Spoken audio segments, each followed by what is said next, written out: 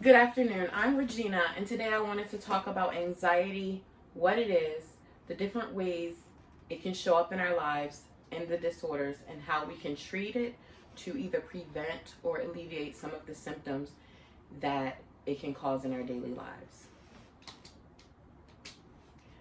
One moment, you feel perfectly fine.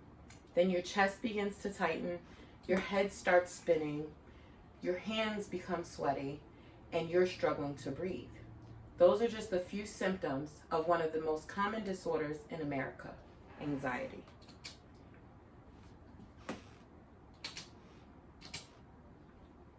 Anxiety disorders are among the most common of all mental health disorders, affecting an estimated 30% of people at some point in their lives. Anxiety is a normal reaction to stress and can be beneficial in some situations. It can alert us to dangers and help us to prepare and to pay attention.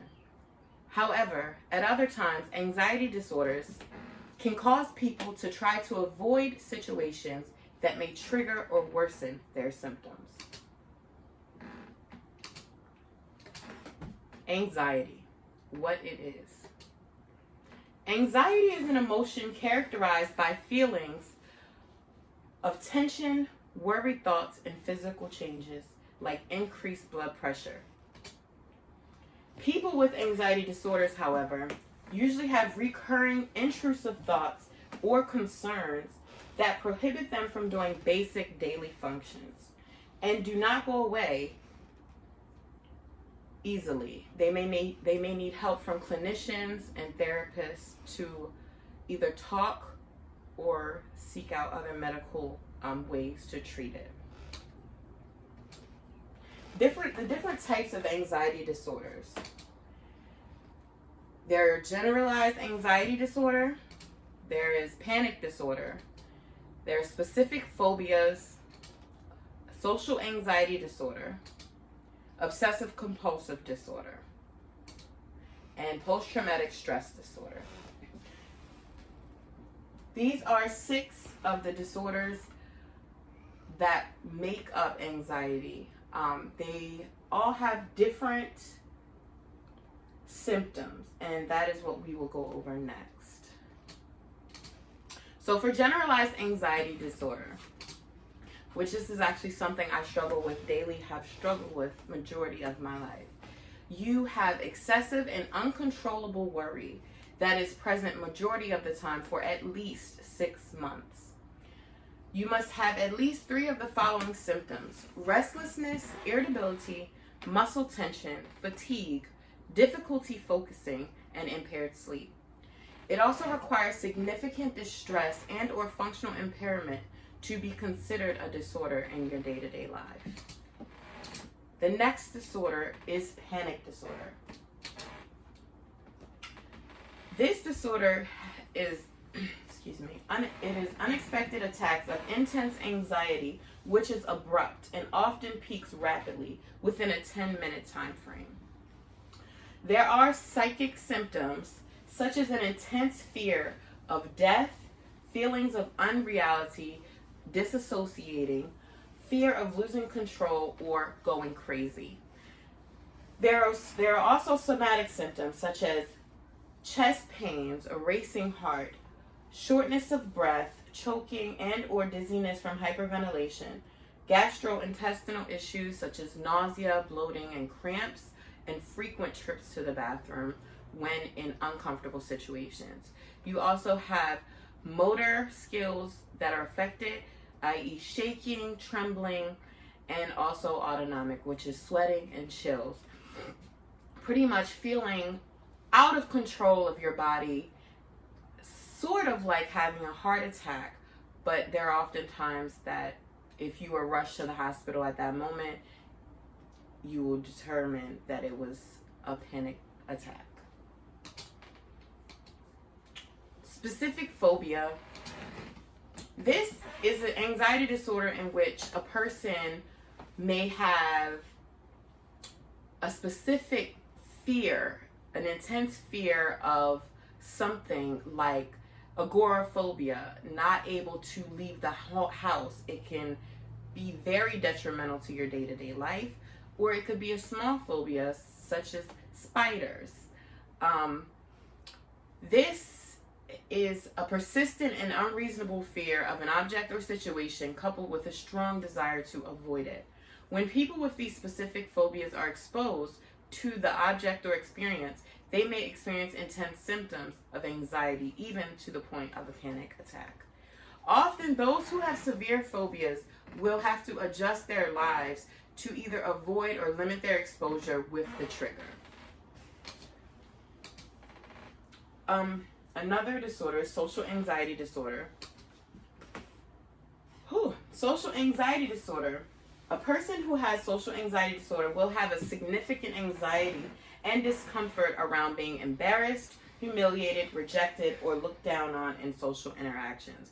And oftentimes they have an intense fear that they are making themselves look stupid, of course humiliated, that they may not be able to show up in certain situations with other people.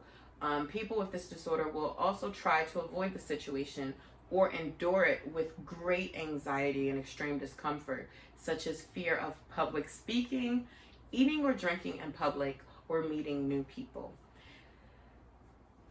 The next disorder is obsessive compulsive disorder. This disorder is a common chronic and long-lasting disorder in which a person has uncontrollable thoughts, which are obsessions, and or behaviors, which is the compulsion, that he or she feels the urge to repeat over and over, such as before going to bed, they will check the door to make sure it's locked 10 times before they are able to actually lay down.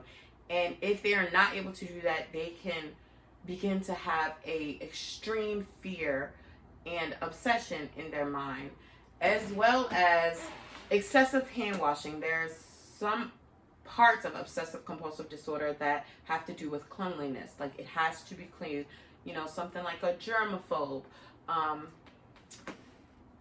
And again, like I said, they can have excessive hand washing over and over, and sometimes to the point where your skin will become raw. So this is affecting your day-to-day life, because if they're unable to check or to carry out these activities, their mind will be consumed with that thought alone. Also, we have post-traumatic stress disorder. Post-traumatic stress disorder is a disorder that develops due to physical injury or severe mental or emotional distress, such as a military combat, a violent assault, a natural disaster, and or any other life-threatening event that could have occurred in a person's life. When a victim begins having a complex reaction at least 30 days after the event has taken place, this is what post-traumatic stress disorder is.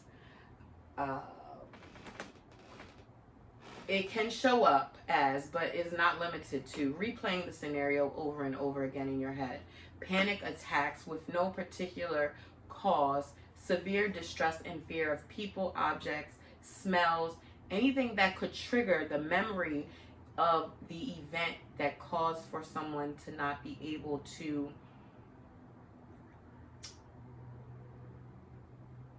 that causes for someone to be taken back into time and relive the event over and over again.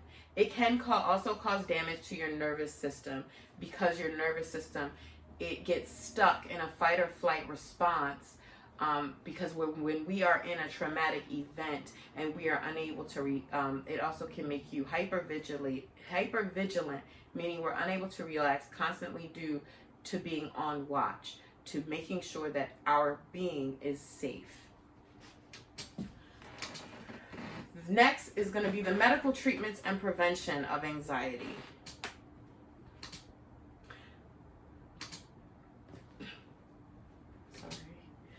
So the medical side of the treatments.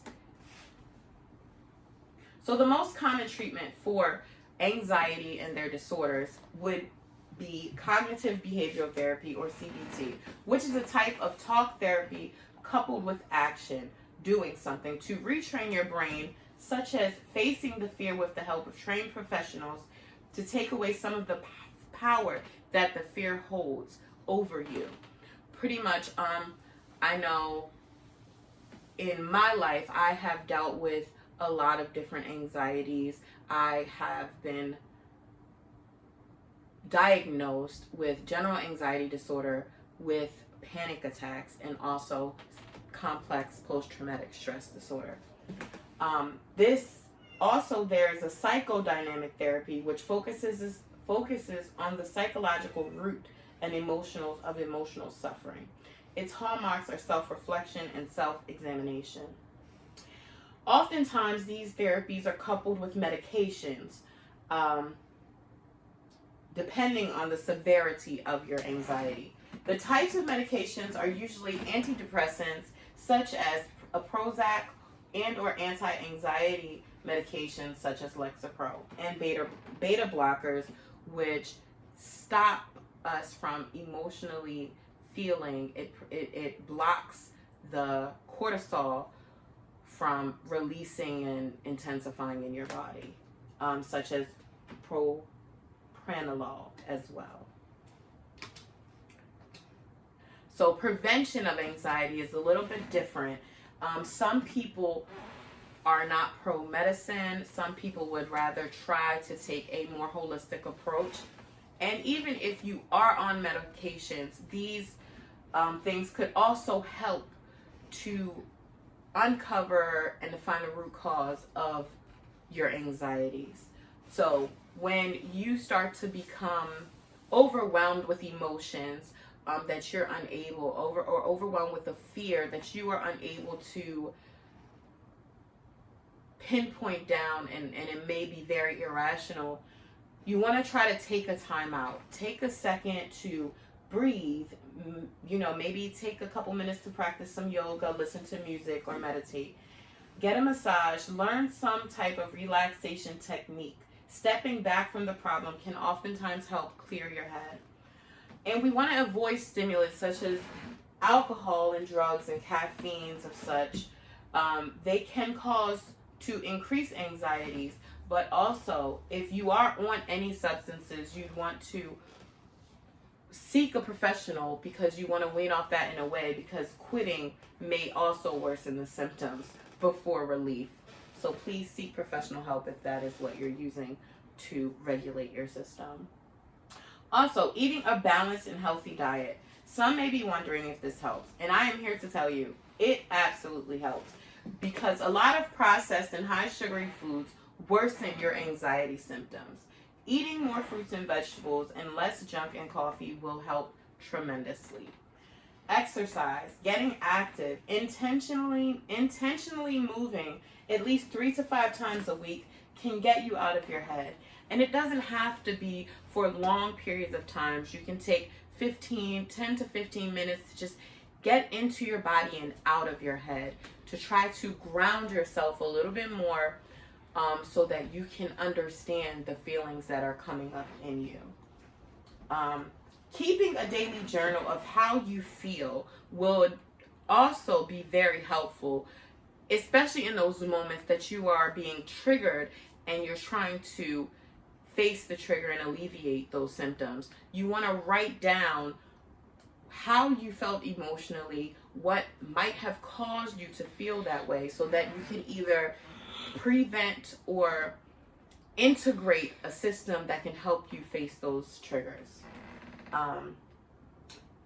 And always do your best. Instead of trying to reach perfection, as I know many of us who suffer with anxiety and the disorders, if I can only speak for myself, if I feel as though it's not good, I oftentimes give up and don't even try. But instead of trying to reach perfection, know that if you did your best, if you did the best you absolutely could, everything else will fall into place. Over 40 million adults in America suffer with anxiety disorders, and those are only the ones who have sought out help. Remember, you are not alone in this fight.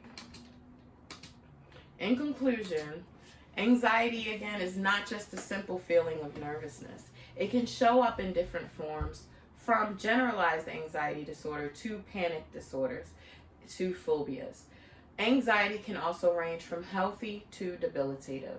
As we've learned in this presentation, what anxiety is, the various forms of disorders, and the treatments to combat and alleviate the symptoms. I am hopeful that the continued advancement in treatments of anxiety and its counterparts will help those of us who suffer with this debilitative disorder, and continued knowledge for our families as well as ourselves to be educated and implement practices that will help us to live a full, healthy life, free of fears of the unknown and such. Thank you for your time, and I hope that this was able to shed some light on anxiety for you and to help you understand how it can affect you and or your loved ones. And this is, the last slide has the sources that I used, as well as my own personal experiences. Thank you for listening.